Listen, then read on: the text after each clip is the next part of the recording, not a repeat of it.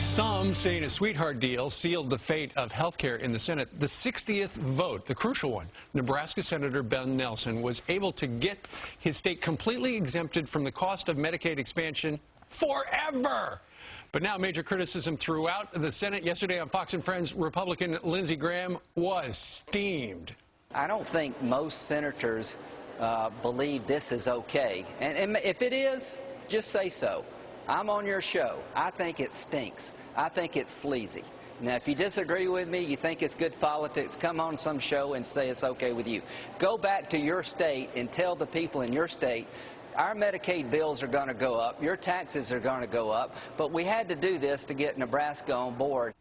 So was this move really sleazy politics like Senator Graham says, or is it just the way Washington works? On our political panel today, attorney and Democratic consultant Tamara Holder, former communications director for Senator Ben Nelson, David D. Martino, is screen left, and Republican political strategist and pollster Justin Safey. Good morning to all of you. Morning. Good morning. All right, David, let's start with you. Let's talk about your old boss, Senator Ben Nelson. Lindsey Graham says that what he got was a sleazy deal. What do you say? Well, I'll take Senator Graham up on his challenge. I'm here on your show to say that this actually is politics as usual. Senator Graham knows very well, as do all the other 40 Republican senators, that this is how things happen in Washington. For 200 years, majority leaders in the Senate and presidents of both parties have been doing this kind of horse trading in order to complete their agenda.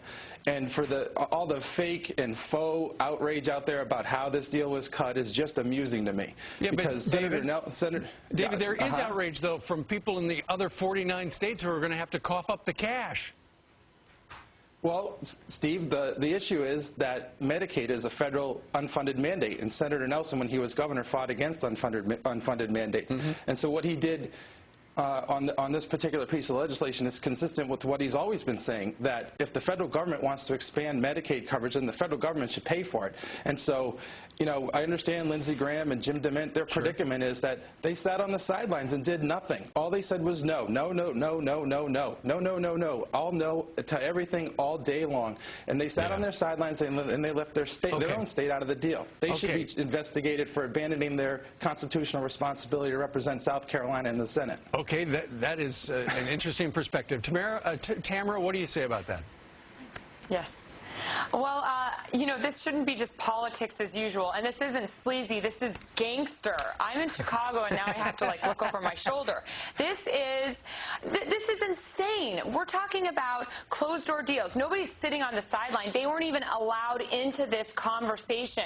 This is Harry Reid and Nelson in the back room. Tamara, that's you can't nonsense. Come in. Oh, yeah. Complete nonsense. No, it's not nonsense. Nobody was allowed inside there to have this conversation. Well, I'm not going to sit here and listen to nonsense. Well, yeah, go right ahead, please. Okay, well, if I could just finish my nonsense point. My point is that this is unconstitutional. This is...